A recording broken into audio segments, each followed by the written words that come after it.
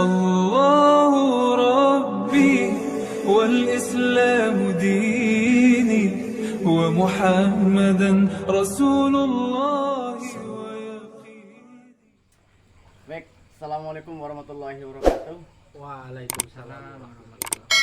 Baik pemirsa yang budiman dimanapun Anda berada, alhamdulillah pada kesempatan yang berbahagia ini kita bertiga ini bisa berkumpul di sini dalam suasana yang santai, dalam suasana yang hangat di bulan berkah Ramadan 1444 Hijriah. Dan untuk edisi kali ini alhamdulillah kita kedatangan dua tamu yang luar biasa yang mewakili masing-masing generasi.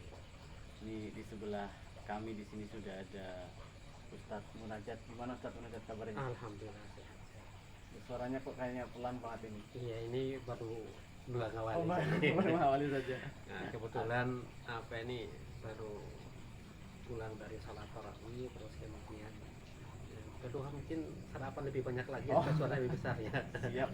Mungkin nanti dibalas ketika sahur ya Ustadz ya. Iya. Baik. Ada Ustadz Munajat, ini gurunda kita semua. Beliau tokoh masyarakat di Purbalingga sini. Kemudian ada Mas Ari ya, kalau saya manggilnya itu Kang Ari Petok. Nah, gimana kabarnya Mas Ari? Alhamdulillah. Aduh, senyumannya itu. Allahu Akbar. Allahu Akbar ya, senyumannya itu manis banget ini. Baik, jangan lupa ngopi dulu ya, ngopi dulu pemirsa. Kopinya pahit kayaknya Tad. Manis ya seperti senyuman kalian berdua, masya Allah. Baik pemirsa yang budiman dimanapun Anda berada, kita coba untuk ngobrol hangat, ngobrol santai, tentunya tentang keislaman ya, tentunya tentang keislaman.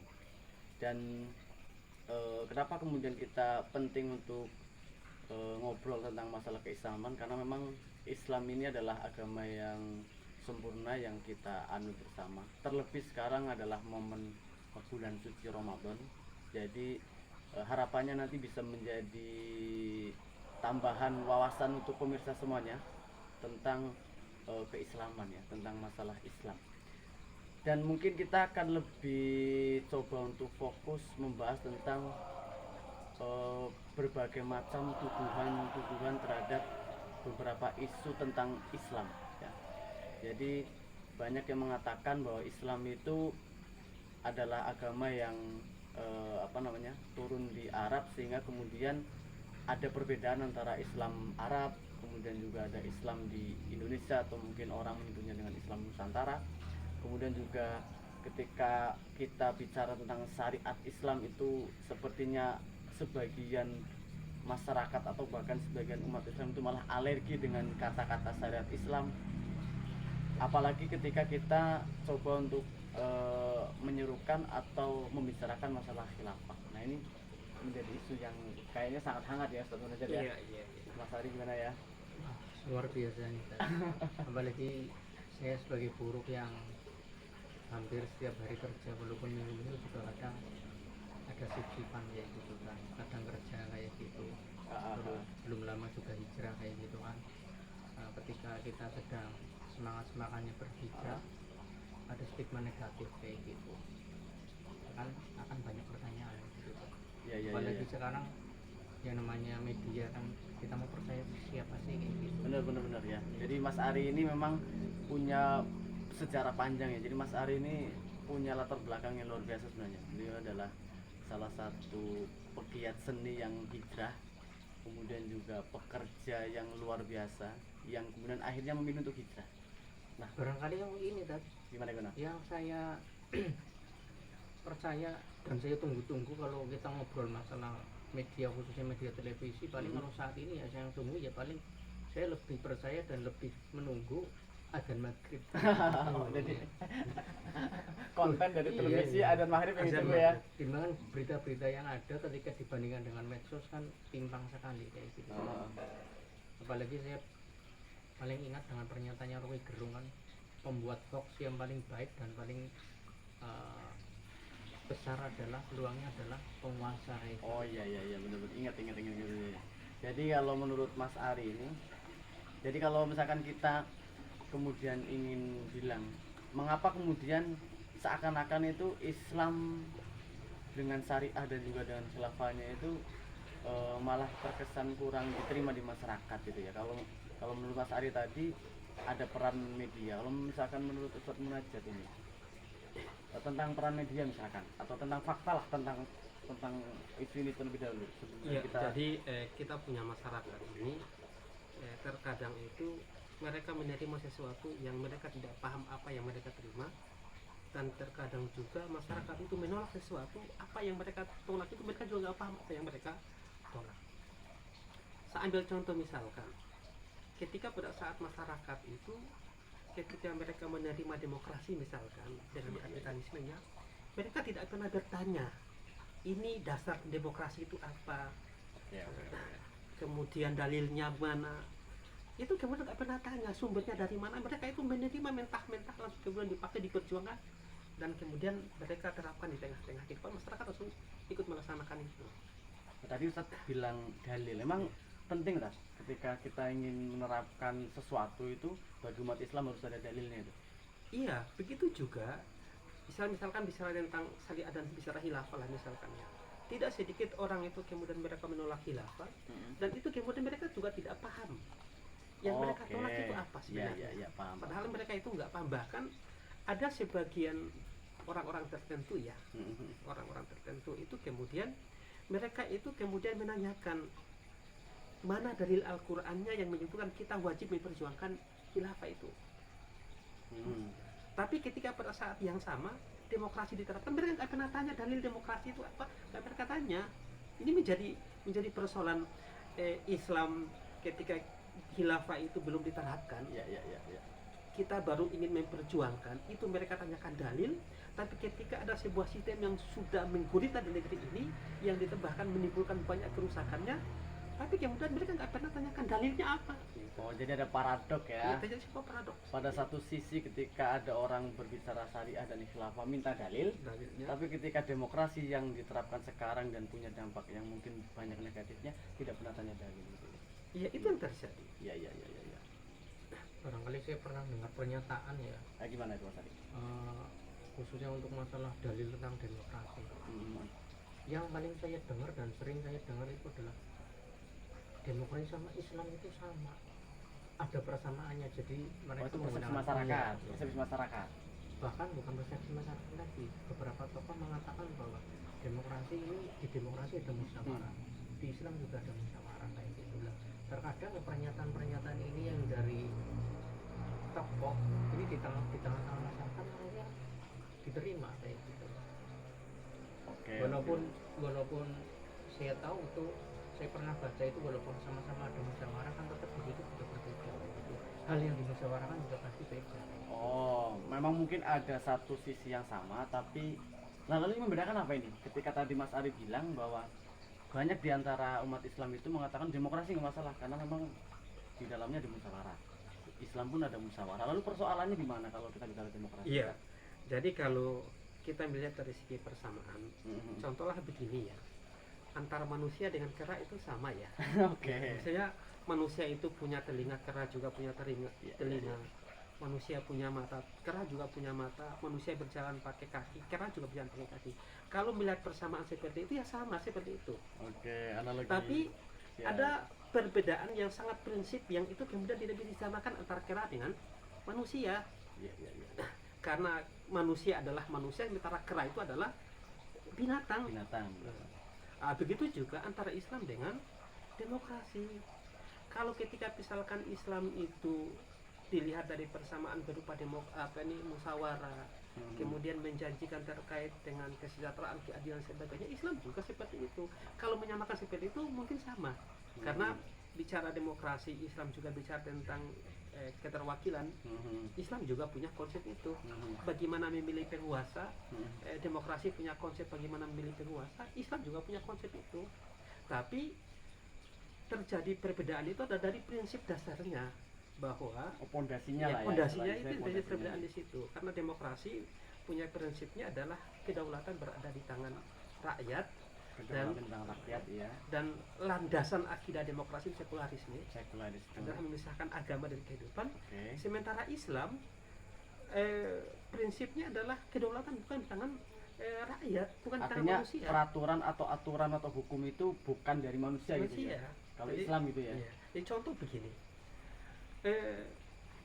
baik buruknya, salah benarnya dalam demokrasi itu ditentukan dalam suara mayoritas. Oke. Saya ambil contoh misalkan di kampung saya ya, Iya, di, iya, iya. di Maluku Utara itu di salah satu kabupaten namanya Halmahera Barat, itu ada perda yang namanya perda pengaturan minuman keras, Oke, iya. yang dimana peraturan itu kemudian dibuat dilegalkan sebuah perda untuk mereka melegalkan minuman keras. Padahal kalau kita kembali kepada Islam, itu yang namanya minuman keras itu tidak lagi dibahas. Kalau misalkan dalam demokrasi itu sesuatu yang haram itu masih bisa dibahas, ini perlu kita legalkan apa enggak. Bahkan mungkin kalau mayoritas membolehkan bisa jadi yang haram jadi halal gitu Iya. ya. Dan ini contoh, Oke, contoh iya, iya. Paham, sesuatu paham, yang paham. haram itu kemudian karena kemudian para anggota DPR itu mereka sepakat untuk ini dilegalkan dan mengambil pajak dari minuman keras itu kemudian dilegalkan. Padahal dalam prinsip syariat Islam, yang sesuatu yang diharapkan nggak boleh lagi dibahas. Iya, iya, iya, Ini paham. terkait dengan kebenaran itu diserahkan kepada manusia, baik buruknya diserahkan kepada manusia. Padahal dalam Islam yang terkait dengan halal haram itu ada apa? Tidak perlu kita bahas lagi, kalau sudah itu haram ya haram. Oke, baik. Tidak perlu dibahas lagi. Ini persoalannya di prinsip di sini. Kalau misalkan demokrasi itu hanya sebatas bagaimana untuk mengangkat seorang pemimpin, bukan tentang musyawarah, nggak Oh, persoalan. itu teknis lah Teknis ya. persoalan. Sistem Tapi teknis ketika politik. perasaan masuk pada persoalan prinsip, itu disitulah persoalannya, di situ perbedaannya Iya, di situ, iya. karena perbedaan masalah prinsip. Berarti demokrasi itu seperti menduakan Allah gitu lah ya dalam masalah mengatur, membuat aturan atau menghasilkan hukum-hukum untuk mengatur negara mungkin gitu ya. Iya. Dan inilah yang kemudian dengan demokrasi itu juga kemudian menjadikan sebagai alasan untuk mereka menolak syariat Islam. Oke. Iya, Jadi iya, iya, benar, alasan itu, demokrasi itu menjadikan alasan untuk bagaimana mereka menolak syariat Islam. Meskipun kalau kita melihat dalam kenyataannya ya, di beberapa tempat tertentu, ketika pada saat secara penentuan suara mayoritas itu mereka setuju perlu diterapkan syariat Islam, tapi dalam kondisi tertentu itu kemudian ternyata pada demokrasi nggak rela. Iya, iya, iya. Demokrasi itu nggak rela kalau ketika pada saat keberadaan demokrasi itu terancam. Oke. Makanya ada kata beberapa pakar itu, mereka menyatakan begini, mereka akan melakukan cara-cara bahkan dengan cara tidak Demokratis. tidak demokratis untuk bagaimana mereka mempertahankan Demokrasi. Oke. Menarik. Jadi kalau bisa saya simpulkan itu berarti intinya demokrasi itu bukan pada sisi musyawarahnya yang dilihatnya, tapi pada sisi yang lebih mendasar, lebih prinsip bahwa kedaulatan itu seharusnya di tangan, atau kedaulatan itu harusnya di tangan Allah gitu lah ya. Nah, ini menarik ini Mas Ari. Jadi Mas Ari ini punya pengalaman hijrah gitu ya, punya pengalaman hijrah berkaitan dengan masalah syariat Islam atau Islam itu sendiri. Jadi, kenapa kemudian Mas Ari ini getol sekali menyuarakan kalau syariat Islam itu harus kemudian diterapkan buat umat Islam gitu? Atau mungkin dari pengalaman Mas Ari sendiri itu gimana? Kenapa kemudian memilih syariat Islam atau bahkan memilih Islam itu sendiri, tidak hanya untuk dirinya sendiri tapi juga untuk mengatur semuanya gitu? Ini sebenarnya kalau perjalanan saya dari SMA itu saya sudah, waktu itu saya belum punya hak pilih, Oke. tetapi saya sudah terjun politik praktis. Dulu namanya Sebelum hijrah itulah ya? Iya. Sebelum hijrah. ikutan kampanye, Oke, ya. gerada geruduk. Gerada geruduk. Iya. Pakai baju merah besok, besoknya lagi pakai baju hijau kayak gitu, besok lagi pakai baju kuning Oh, kayak gitu. sesuai warna ya, Iya. kayak pelangi lah ya. Nah, kayak gitu. Terus kemudian apa ya, yang membuat saya tercengang itu apa ya, ini sebenarnya apa ya, ngobrol terus terang tapi hal yang paling membuat saya saya tercengang ketika mengadakan rapat, berapa teman-teman kok tidak cocok saya gitu. Ya, walaupun posisinya saya sebagai itu mungkin anaknya nakal lah kayak gitu. Iya. Tapi ketika di dalam rapat itu pembahasannya tidak sesuai, terus kemudian tidak sesuai dengan apa-apa yang disuarakan junjungan mereka kampanye. Iya. Ketika kampanye berbeda dengan prakteknya gitu. Iya. Janji palsu lah mungkin kalau Iya. di Settingannya beda ya. Iya. Settingnya begini, nanti di lapangannya beda ya Iya, begitu. terus kok kayak gini kayak gitu. Nah, terus akhirnya kan saya jadi berpikir kayak gitu loh.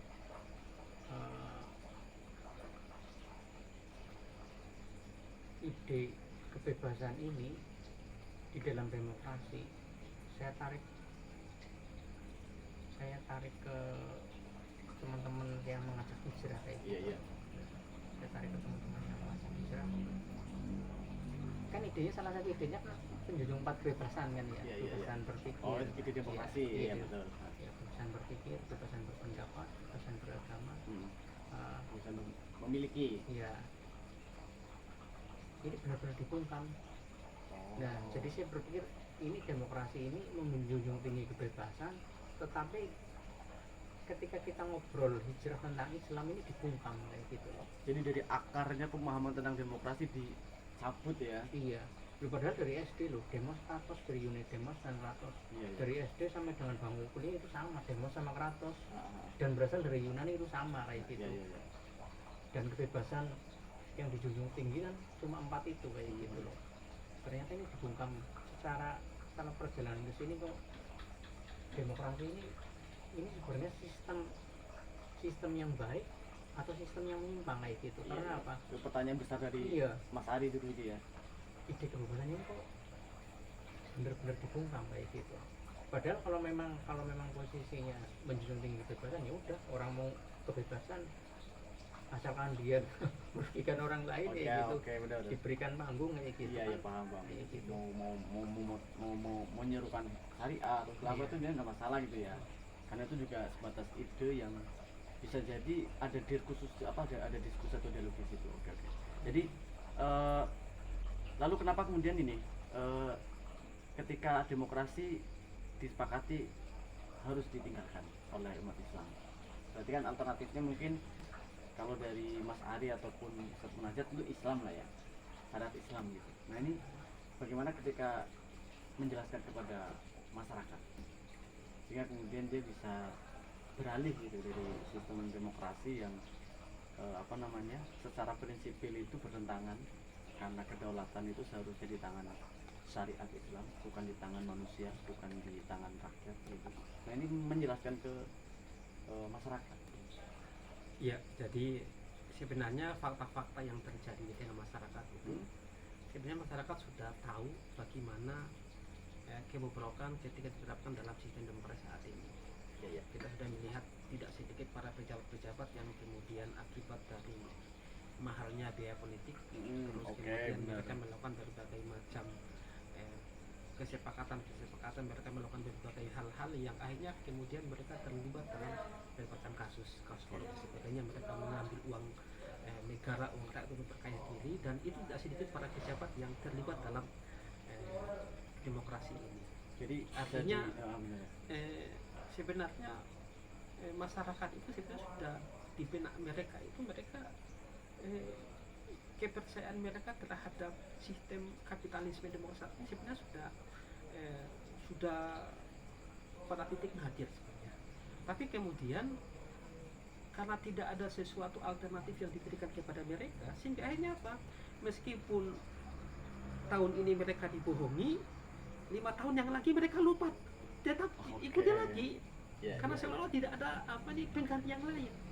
Maka di sini kemudian perlu kita menghadirkan sebuah tawaran solusi, bahwa ternyata Islam itu mempunyai sebuah konsep solusi untuk bagaimana penyelesaian berbagai macam persoalan saat ini terjadi. Nah ini yang perlu kita menghadirkan itu, bahwa Islam itu tidak hanya untuk sekedar untuk kita sholat, Oke, tidak hanya sekedar ibadah. untuk kita puasa, Hmm. tapi Islam juga mengatur tentang masalah kepemimpinan, mengatur masalah urusan negara, mengatur pemerintahan dan lain sebagainya. Ini yang kemudian harus dijelaskan kepada masyarakat supaya masyarakat itu punya, ketika mereka melihat sesuatu yang tidak diharapkan lagi, itu kemudian ada sebuah jawaban agar mereka bisa mendapatkan jawaban itu. Oke, jadi Islam itu ternyata juga punya konsep untuk mengatur masalah negara gitu ya. Ini gitu. Oke. Kalau di kalangan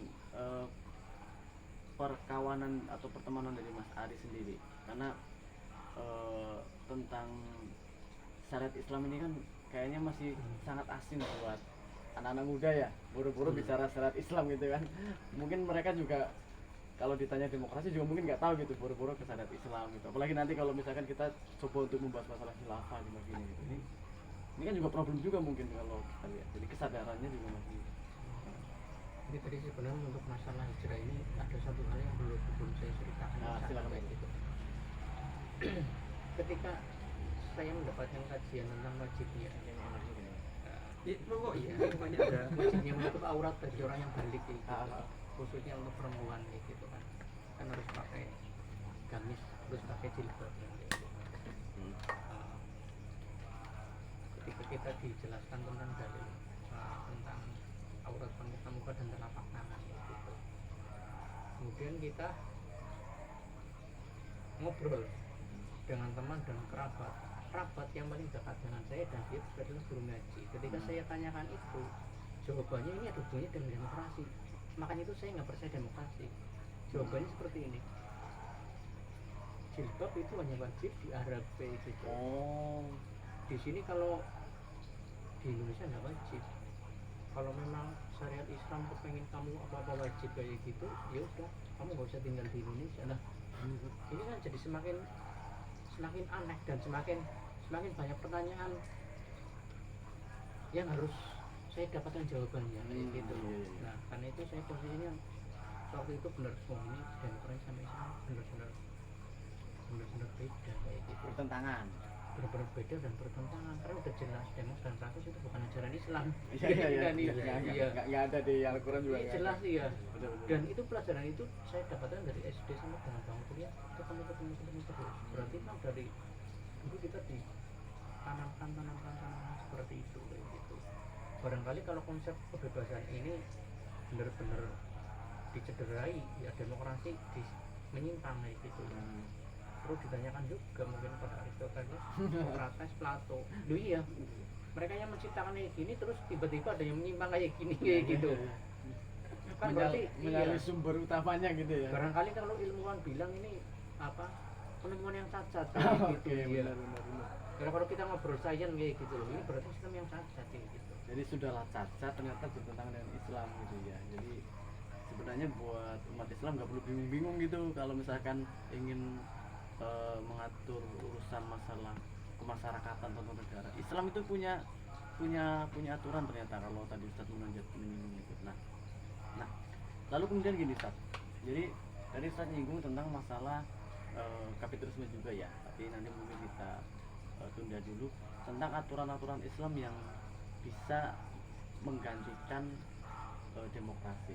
Otomatis aturan yang berkaitan dengan masalah kemasyarakatan. Karena masih banyak di antara umat Islam ini yang belum tahu tentang apa benar Islam itu ada ekonominya gitu kan. Apa benar Islam itu punya sistem politik misalkan.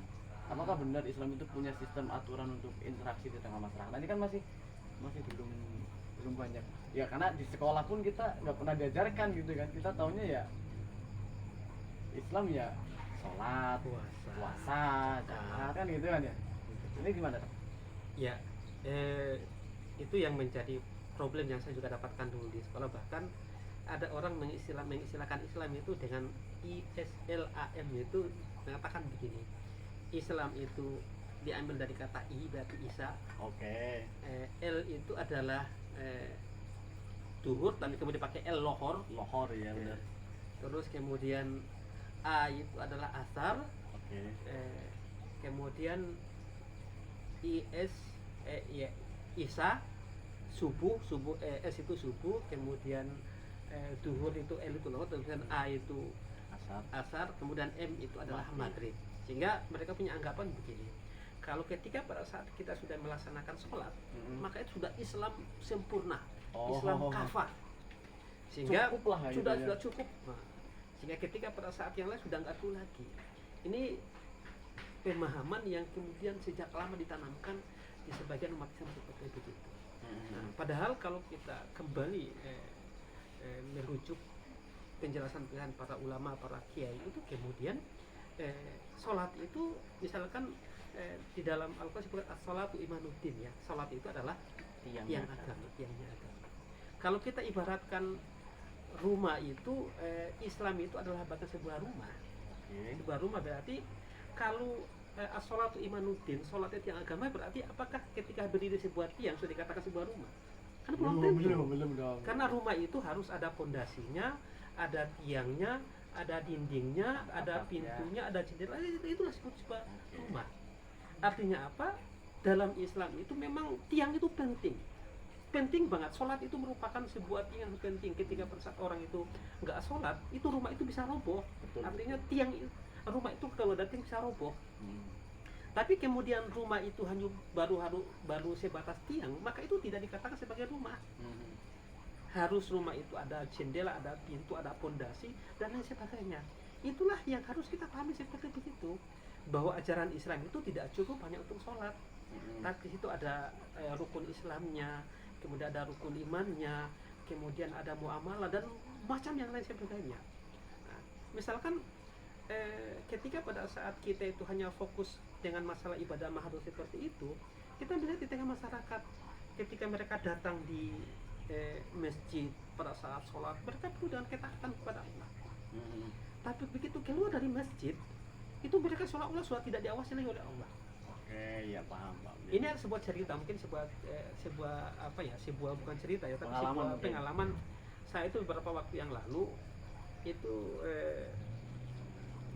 menjenguk anak pondok di Solo. Jadi pas waktu kami jenguk itu hari Jumat, jadi sambil jalan-jalan, kemudian kami mampir di sebuah swalayan di Solo, swalayan besar. Pas saya sudah sholat Jumat, kemudian isi dengan anak itu belum sholat zuhur. Jadi kami cari musolah di swalayan itu, swalayan besar di mall itu. Istri masuk sholat di musola, saya tunggu di depan pintu musola. Tiba-tiba saya itu kaget, ada salah seorang perempuan yang keluar dari pintu musola itu dengan baju yang seksi, bajunya yang setengah telanjang. Saya juga kaget. Apa Pandangan pertama nikmat ya, Tan? Iya. Saya tuh kagetnya kenapa? Karena ini keluar dari musola ya baru. Apa dia sholat apa enggak kan begitu. Kalau di keluar dari musola mungkin dugaan saya dia sholat karena dia keluar dari musola ya. Dia sholat.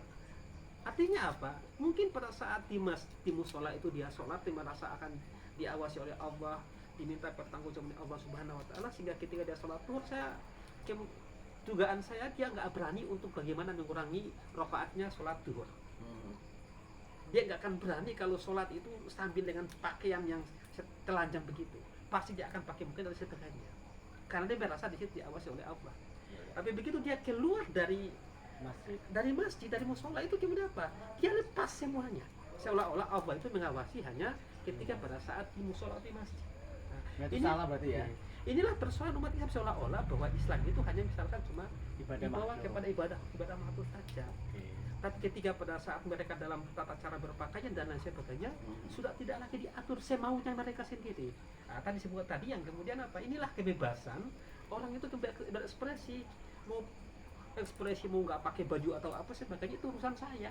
Seperti disampaikan oleh Mas Ari tadi, karena sebuah prinsip yang dipakai dalam demokrasi adalah kebebasan berekspresi. Karena dasar fondasi akidahnya sekularisme, artinya apa? Orang itu silakan taat kepada Tuhannya di tempat tertentu, tapi keluar dari tempat peribadatan bahwa itu sudah nggak terikat lagi. Ini salah satu persoalan. Padahal kita umat Islam seharusnya kita diperintahkan untuk ketika pada saat melaksanakan perintah Allah, ajaran Islam itu nggak boleh setengah separuh-separuh. Karena kita diancam Allah perintahkan kita untuk bagaimana masa itu secara totalitas. Iya, secara kafah ya. Secara kafah. Itu ya ayyuhalladzina amanu udkhulu fi silmi kafah. Kita takut melaksanakan itu secara totalitas, secara kafah. Jadi harus secara kafah kalau menerapkan syariat Islam pemirsa ya. Iya, jadi tidak cukup hanya untuk sholat. Oke. Jangan sampai kemudian sholatnya jalan, maksiatnya juga jalan, jangan seperti itu. Sering terjadi tadi Itu kota-kota jadi. besar ya. Hmm. Oke, ya. Jadi udah kita lupakan demokrasi ya. Islam lahir sudah dengan kesempurnaan gitu ya, dan umat Islam pun sudah dituntut untuk menerapkan syariat Islam secara kafah. Nah, lalu pertanyaannya gini Tat, ini sering menggelitik juga nih kalau di telinga saya itu. Jadi nanti kalau syariat Islam diterapkan itu kan budaya Arab gitu, sana ke Arab saja gitu. Dan kalau syariat Islam diterapkan itu nanti lihat tuh di Timur Tengah kan banyak perang-perang tuh kan, di sana kan kurang syariat apa gitu kan. Nah, kemarin ada apalagi ada Suriah, ada ISIS, ada apa itu, nah itu kurang syariat apa itu, nah itu gimana kan? Karena itu sering menggelitik juga, jadi makanya kemudian banyak yang alergi gitu tuh dengan istilah syariat Islam, dengan istilah daulah Islam atau apa. Nah itu gimana? Ya, ini kan Mungkin juga nanti Mas Adi juga bisa komentar. ini kan karena kesalahan memang fakta ya. Jadi Kesalahan itu, memang fakta ya.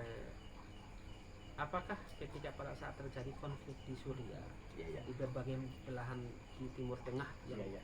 mereka sebut sebagai negara-negara Islam seperti itu, apakah konflik itu disebut karena mereka itu menerapkan syariat Islam atau justru sebabnya apa, kan begitu? Oh, berarti dilihat sebabnya dulu. Sebabnya gitu. Jadi kalau ketika pada saat kita mau melihat sesuatu, maka penyebab terjadinya berbagai konflik yang ada di Timur Tengah itu bukan karena syariat Islam, tetapi berbagai macam konflik yang ada di Timur Tengah itu adalah adanya kepentingan Barat, negara-negara Barat yang ingin bagaimana tetap mencaplok dan kemudian menguasai sumber daya alam yang ada di sana. Maka apa? Mereka menciptakan konflik, sehingga konflik yang terjadi di Timur Tengah, di Suriah dan sebagainya itu bukan karena Islam, tapi karena akibat Barat ingin mempertahankan hegemoninya dengan mereka menciptakan konflik yang ada di sana. Iya. Ini harus kita memahami fakta itu, sehingga apa? Jangan sampai kemudian seolah-olah bahwa terjadi berbagai macam kerusakan, berbagai macam rusuh dan peperangan di sana itu karena disebabkan karena Islam, tapi justru kerusakan dan kekerasan kemudian terjadi pertikaian di sana itu karena adanya kehadiran Barat di sana. Kenapa kehadiran Barat kemudian bercokotan di sana? Kenapa? Mereka di sana tidak menerapkan Islam secara kafah. Itu persoalannya. Oke, Pak. Jadi saya juga teringat juga dengan kasus yang penyerangan Amerika ke Irak gitu ya. Itu kan hoax itu ya, yang katanya ada senjata massal, ternyata kepentingannya adalah kepentingan politik ekonomi ya, untuk mendapatkan minyak. Termasuk juga yang tadi Ustaz sampaikan, ternyata isu utama di Timur Tengah itu bukan soal syariat Islam ya, bukan soal masalah Islam diterapkan atau tidak. Bahkan di sana itu ternyata syariat Islam itu nggak diterapkan secara kafah, sehingga kemudian Barat bisa masuk dengan kepentingan politik ekonominya, dan ya terjadi yang seperti kemarin itu Arab Spring dan sebagainya gitu. Oke, jelas. Jadi sebenarnya nggak masalah ya, tapi kalau syariat Islam diterapkan di Indonesia ya. Justru dengan syariat Islam diterapkan di Indonesia itu akan menjadi kemaslahatan, karena ini garansi yang diberikan oleh Allah Subhanahu wa taala. Jadi Allah itu sudah memberikan sebuah jaminan ketika pada saat kita umat Islam itu melaksanakan ketaatan kepada Allah Subhanahu wa taala, maka akan Allah curahkan barokah. Oke. Dan ini kemudian dijelaskan oleh Allah Subhanahu wa taala dalam surat Al-A'raf. Walau anna ahlal qura amanu wattaqaw la fatahna 'alaihim barakatun. Jadi kalau jika sekiranya sebuah penduduk ini kemudian mereka beriman dan bertakwa, Allah berikan garansi. Allah akan curahkan barokah dari langit dan bumi. Ini menjadi persoalan. Allah bakal berikan garansi itu. Tapi karena ketika pada saat kita itu nggak taat, keimanan kita itu kemudian tidak ikuti ketaatan yang sungguh-sungguh, akhirnya apa? Yang turun dari langit itu bukan barokah. Ketika turun dari langit, Borok malah ya. hujan, lalu jadi banjir di mana, bencana di mana-mana. Yang itu kebobrokan ya, bukan keberkahan ya. Bukan keberkahan. Begitu juga keluar dari perut bumi. Sering yang keliput apa? Gunung meletus, lumpur lapindo dan sebagainya. Tidak menghasilkan sebuah keberkahan buat negeri ini. Karena penyebabnya adalah apa? kita itu tidak melakukan ketaatan secara totalitas kepada Allah Subhanahu wa taala. Masih memilih-milih perintah gitu ya. Nah, makanya di sini kemudian momentum di bulan Ramadan ini yang sering kemudian disebutkan oleh para kiai, para ustadz terkait dengan ibadah puasa itu, inti dari pelaksanaan ibadah puasa itu kan kita menjadi orang-orang yang la'allakum tattaqun, menjadi orang-orang bertakwa. Nah, inti dari takwa itu kan melaksanakan seluruh perintah Allah Subhanahu wa taala dan meninggalkan apa yang dilarang Allah Subhanahu wa taala. Kuncinya di situ. Termasuk meninggalkan demokrasi. Iya, meninggalkan sesuatu yang dilarang Allah Subhanahu wa taala, disitulah kemudian akan Allah curahkan barokah. Iya. Salah satu contoh nggak kebarokahan di negeri ini ya contoh. Bisa jadi pengen takbir ini kan. Satu contoh misalkan ya, kita ini negeri yang secara kekayaan alam itu luar biasa. Sepakat. Luar biasa kekayaannya. Nikelnya adalah nikel misalkan dalam Salah satu yang terbaik lah di dunia ini. nikel merupakan produksi nikel terbesar di dunia Indonesia. Iya. Dan saat ini itu menjadi rebutan negara-negara yang kemudian mereka memproduksi mobil listrik itu, kendaraan listrik itu, ini menjadi rebutan. Yang kedua, Indonesia juga merupakan produksi batu bara terbesar di dunia. Oke, ya. Indonesia juga punya produksi bahan baku pembuat minyak goreng kelapa sawit terbesar di dunia. Kita juga salah satu negara yang penghasil emas terbesar di dunia. Tapi masih banyak yang miskin itu gimana ya? Itu nanti aja. Ini kenapa kita punya kekayaan yang begitu banyak, Iya.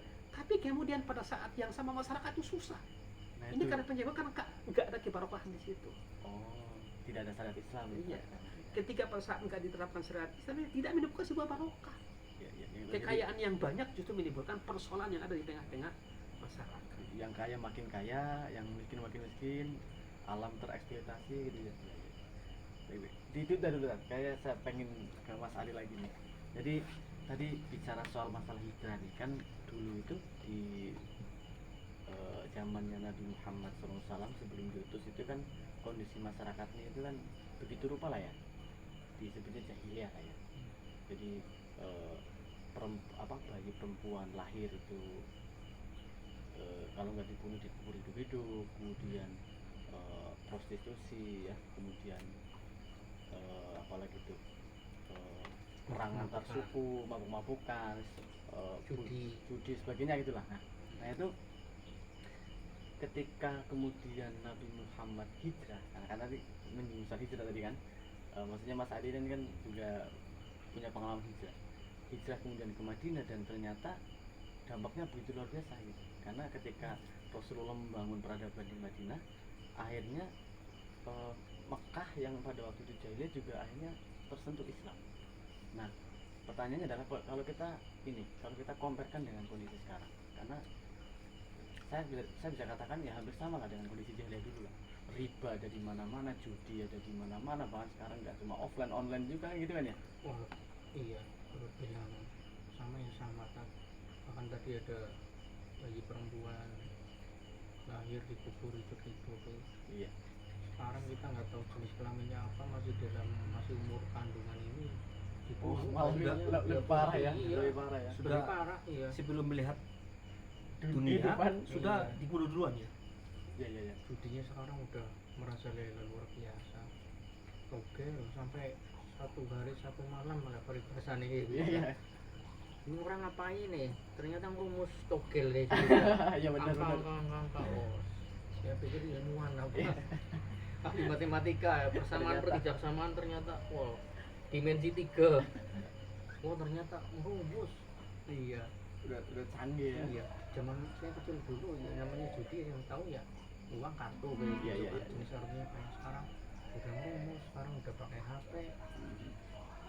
Udah modelnya model kayak game-gamean tuh, nggak tahu judi kayak gitu loh. Iya. Bahkan teman saya nggak kaleng-kaleng kan, habis 1 bulan itu 200 Ya Allah. Iya. 200 juta dalam waktu 1 bulan, 21 hari, sorry ya, 21 hari. Iya. Bahkan sampai kehilangan pekerjaan karena menggunakan ya karena itu judi slot kayak gitu, bener-bener luar biasa dan dibiarkan oleh negara juga. Iya. mungkin malah mungkin difasilitasi ya malam-malam ya. Iya, Mungkin difasilitasi, oknum, ya. oknum lah ya, oknum lah ya. Banyakan oknum. Iya, Kita bicara oknum. oknum, mungkin banyak oknum kan. Hampir setiap hari berita oknum, oknum, oknum, oknum. Kayaknya nggak ada habisnya oknum ini kan. Iya, iya, iya. Nah, hubungannya dengan yang tadi itu di zaman Rasulullah itu kan dia bisa kemudian akhirnya terselesaikan karena tersentuh Islam. Nah, kalau seandainya kita juga lakukan seperti itu, jadi ketika ada persoalan kejahilian yang seperti ini ada ini di tengah-tengah masyarakat itu, kalau seandainya itu kemudian dibersihkan dengan penerapan syariat Islam itu, menurut Mas Ari langkah yang tepat atau enggak gitu? Oh ya tepat. Saya Tepat. setuju kayak gitu.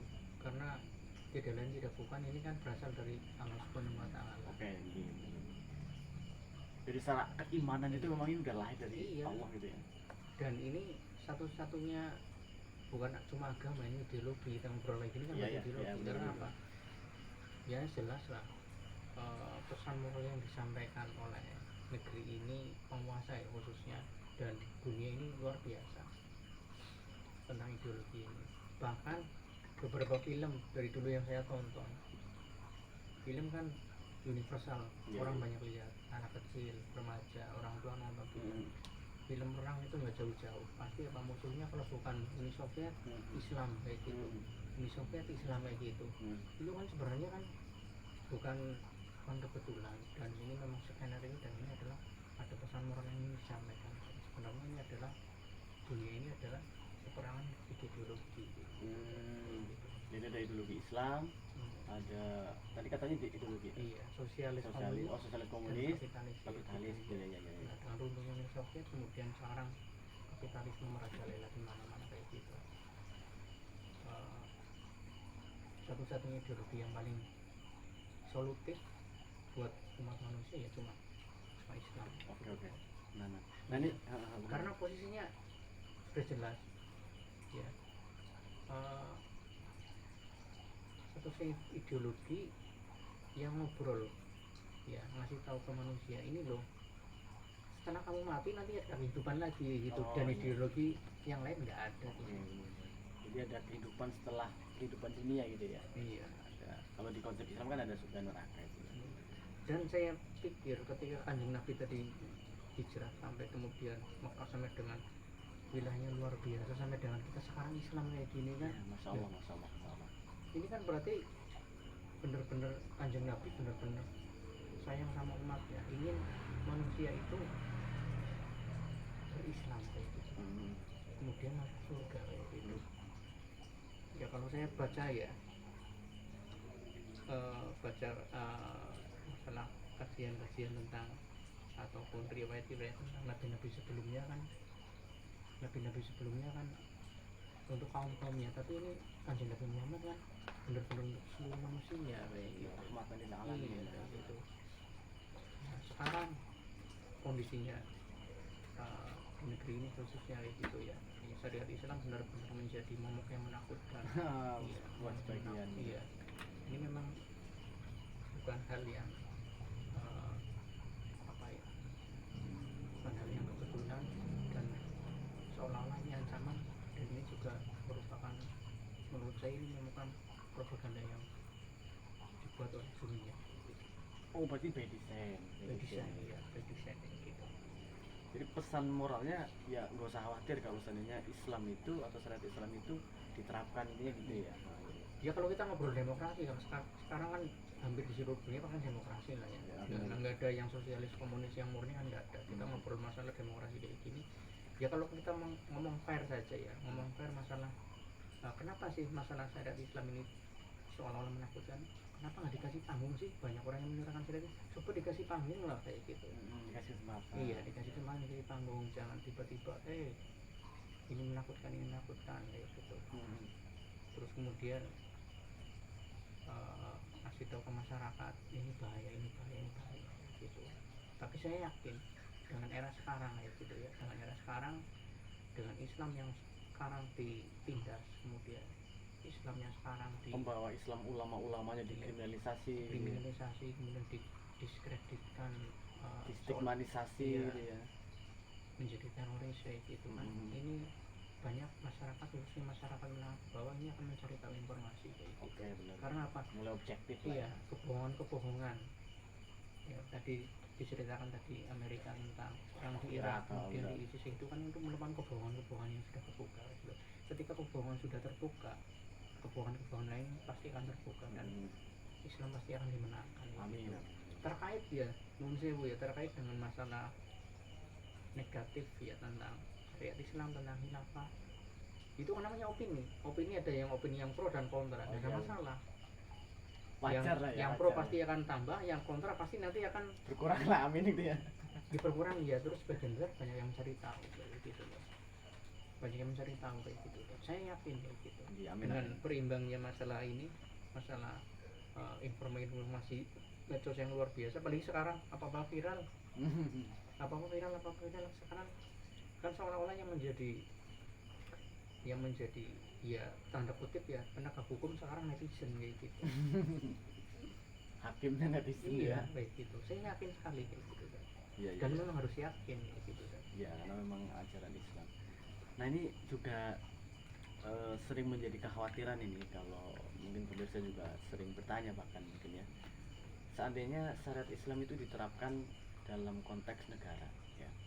Mungkin kalau dalam literasi Islam itu ketika syariat Islam diterapkan dalam konteks negara, maka negaranya disebut dengan dolah khilafah atau dolah Islam. Nah, ini ketika ini benar-benar diterapkan gitu ya, misalkan di Indonesia lah contohnya. Dan nanti bagaimana dengan saudara-saudara kita yang bukan Islam itu, yang beragama lain ini, kan itu kadang banyak kekhawatiran gitu. Nah, ini kadang juga muncul pertanyaan, ini kira-kira menurut Ustaz Ya. atau Mas Ari mana ini? Jadi kalau kita bicara tentang kayak bagaimana penerapan syariat Islam, kemudian tegaknya khilafah, maka jangan kita melihat terkait apa yang terjadi di surah atau tempat yang lain, tapi kita kembali berkaca kepada Kanjeng Nabi. Nah, ketika pada saat di masa Rasul SAW hijrah dari Mekah ke Madinah, sampai di Madinah itu, apakah di Madinah itu semuanya orang Islam semua atau Enggak. masyarakat yang di situ heterogen, Heterogen.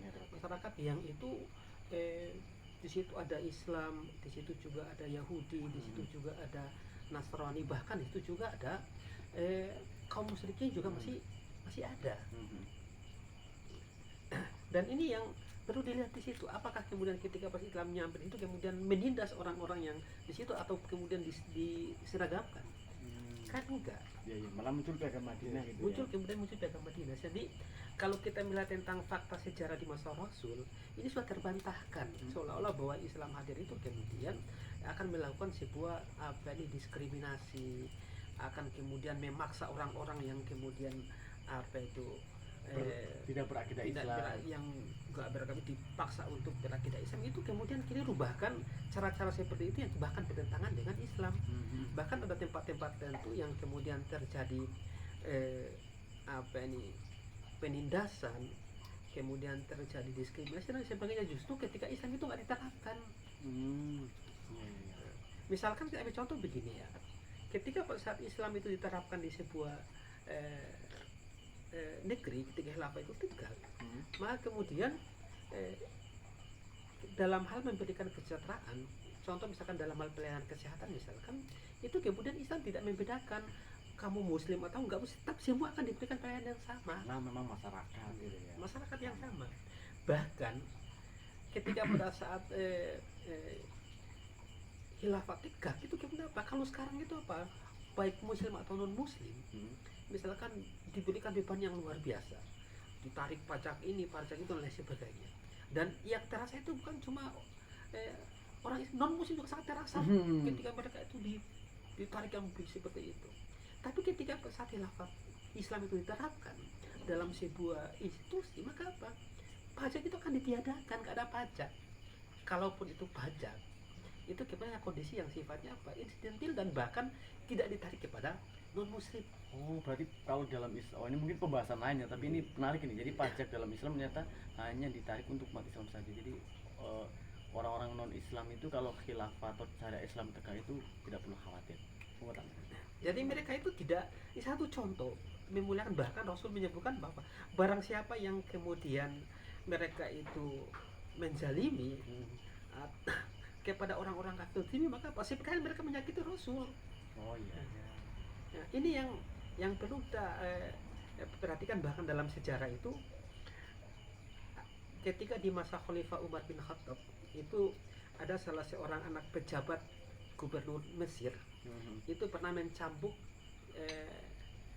salah seorang anak dari orang Kristen ya. Kemudian setelah diketahui karena yang mencambuknya anak seorang pejabat, maka Umar itu sangat marah sekali. Dan orang yang melakukan cambuk itu kemudian diberikan hukuman setimpal, dicambuk, diberikan kisos. Kenapa? Yang orang anak pejabat yang mencambuk orang Kristen tadi itu kemudian apa? Dia juga dicambuk oleh Khalifah Umar bin Khattab. Oh, berarti keadilan Islam itu menyeluruh untuk seluruh mereka yang tergabung di dalam negara Islam ya, nggak sebatas untuk Muslim saja. Menarik. Oke. Nah ini pertanyaan terakhir nih, pertanyaan terakhir nih. Jadi kira-kira dari keduanya ini, dari Ustaz Munajat tadi udah banyak sekali menjelaskan, luar biasa.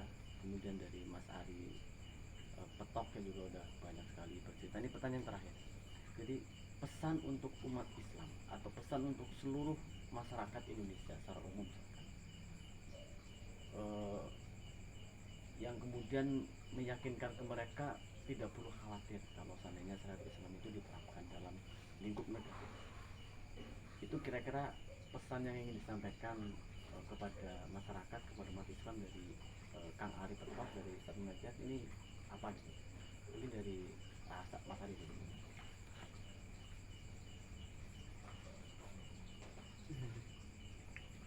Karena sekarang ini tadi saya sempat ngobrol tentang hoax dan fakta kayak gitu ya.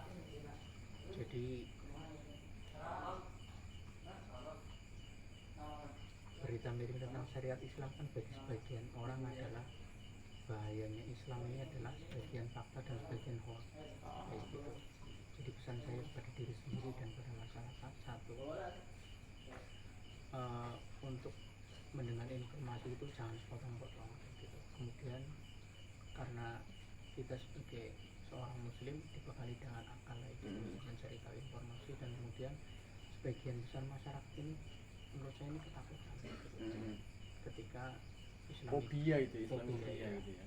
Ketika Islam tangan itu hanya sebatas potong tangan ya, sebatas kemudian hukum-hukum rajam kayak gitu. Nah, mereka tidak berpikir bahwa syariat Islam itu mengatur semuanya, dari mulai bangun tidur sampai dengan tidur lagi, tenang bernegara kayak gitu. Jadi kalau kita ngobrol masalah hukum Islam, ekonomi juga pasti kan Islam. Jadi masyarakat tidak perlu khawatir ketika ekonomi Islam ini diterapkan, pasti sejahtera. Karena apa? Dia aturan ini kan aturan dari Allah Subhanahu wa Ta'ala, Sang Pengguna alam semesta, pasti sangat solutif kayak gitu. Iya. Sekarang coba lihat tata kelola negara ini, negeri ini ya, dengan tadi yang tempat kayu dan batu jadi tanaman, kemudian banyak sekali hutan, potensi laut, tambang luar biasa, semuanya Miliki Indonesia. dimiliki Indonesia, tapi tata kelolanya salah, dijual ke swasta Karena tidak Islam gitu ya. iya, nggak barokah, nggak barokah. Iya. Coba kalau kayak gitu, ngapain orang mau nyolong kayak gitu? Orang itu milik masyarakat, dikelola juga, itu dikasihkan ke masyarakat, ngapain dia mau nyolong? Iya. Seperti itu. Benar-benar Iya. masuk.